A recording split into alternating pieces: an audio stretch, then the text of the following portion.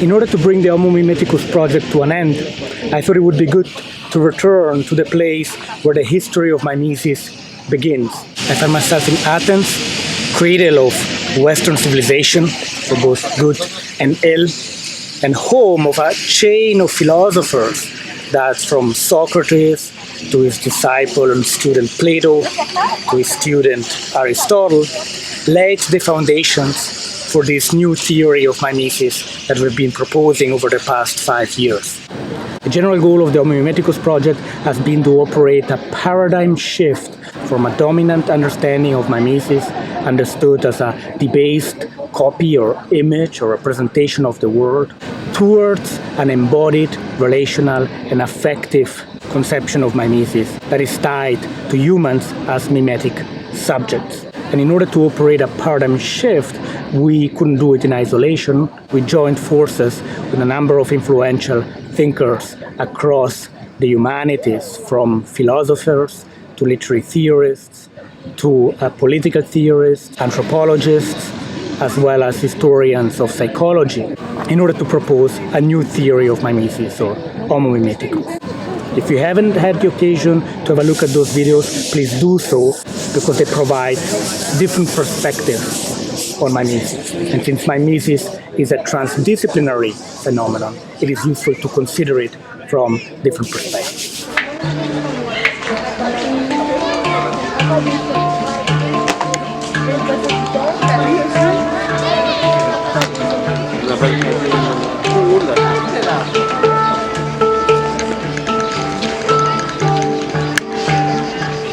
Now take the genre of the dialogue that we relied on for these home videos. It is, of course, not an original idea. It takes its inspiration from Socrates, who didn't write any texts, but engaged in the practice of dialogue, or dialogos. And the assumption behind the dialogue is that truth is not located within an autonomous self, nor even within a dialogue of the mind. On the contrary, it emerges out of relations of communication with significant others. And this is what Homo Mimeticus has tried to do, to engage in dialogues with some of the most influential thinkers of mimesis of the late 20th century and 21st century. Now, we know little about Socrates, among other things, because he didn't write any text. He engaged in oral dialogues on the agora with people who didn't have necessarily a training in philosophy. But what we know genealogically, and genealogies are important for the Mimeticus project, is that he was the son of a midwife, and philosophy is often compared to giving birth to thoughts that are already internal to the subject, but also the son of a sculptor. And sculpture is obviously a mimetic art, not only in the sense that a sculpture represents, let's say, a god or a human body, but a sculpture also gives form to a plastic subject matter and brings this form or this subject into being. This plasticity of mimesis is something that we've been attentive to. Interestingly, Plato and Aristotle disagreed about the value of mimesis understood as a copy or representation of reality.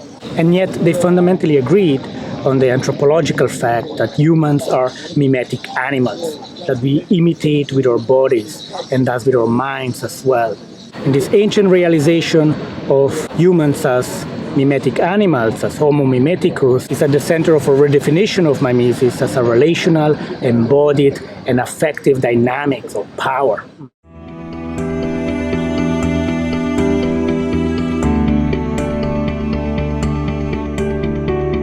What we can add now, genealogically, is that philosophers like Socrates, Plato, and Aristotle themselves relied or rested on the shoulders, or I should rather say mountain, of a much more ancient mythic tradition. It is often said that philosophy sets up an opposition with myth, that the logos of reason is opposed to the pathos or affect of myth. And yet this opposition is not clear-cut. Philosophers, take Plato for example, admired the previous oral mythic tradition against which they pushed. and they were in a relationship of what I call a mimetic agon. The opposition being all the stronger insofar as the model that they were up against was assimilated and imitated. It's not an accident that Plato wrote dialogues full with allegories and mythic stories and protagonists and heroes of knowledge. He was imitating Homer.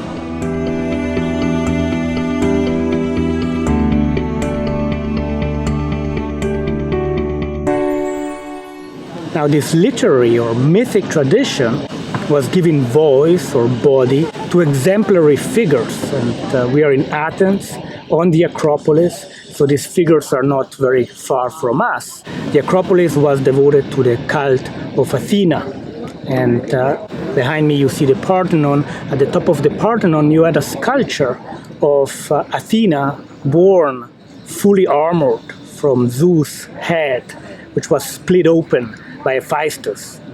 So you have the birth of Athena. And on the other side of the facade of the Parthenon, you had a conflict between Athena on the one hand and Poseidon on the other, a conflict or agon. And this agon is itself mimetic if you have a look at the reconstruction, in the sense that the two figures are symmetrical. There is a symmetry between the two.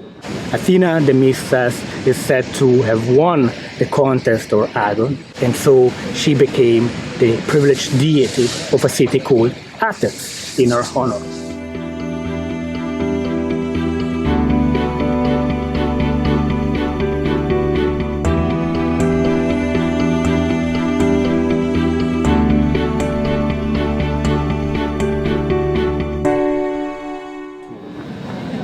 Now, Athena is often remembered as the goddess of war, which is symbolized by her helmet and the shield.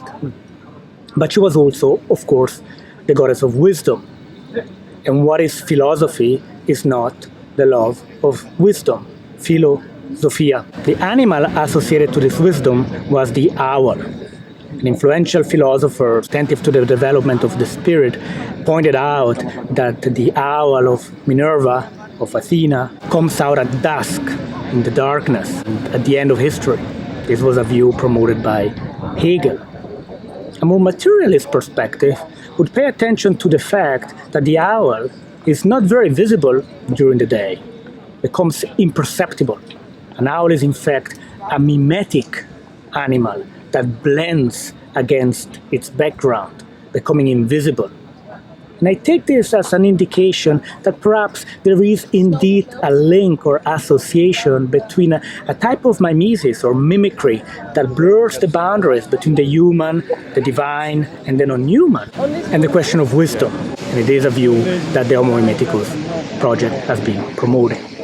So you see, returning to the origins or to the place of birth of mimetic theories allows us to develop new insights that are central for a new theory of imitation in the 21st century.